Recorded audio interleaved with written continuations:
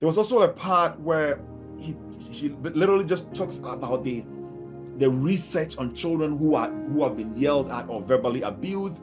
This is not even physical abuse. This is all the verbal part.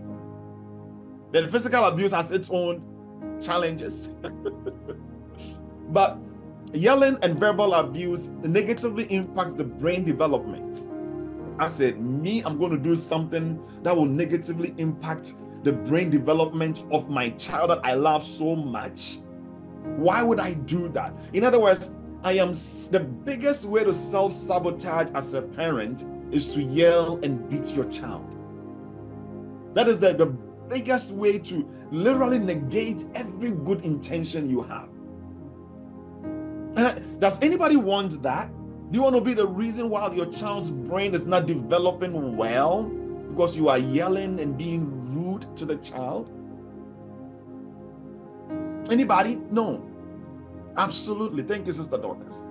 The other point says the yelling and verbal abuse impair the ability to learn and concentrate and problem solve. So you yell and you diminish their internal senses. You diminish, you mute their acuity, their awakeness. You mute it. So what the child could have seen and learned from your yelling dampened that creative receptiveness of them, the part of their brain that allows them to be creative and problem solvers. It mutes it. The child also has difficulty in school and also in other cognitive tasks. So the child will not be as bright as you want them to be. Because when a young brain, which needs to be awake and alive, and an awake and alive child is not necessarily the compliant child, the one who does everything you want them to be. That is all probably fear.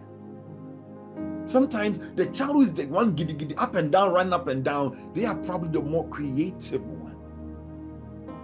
They are more free to do that. Right? So yelling and verbal abuse, this is research. What I have, everything I have on here is on research.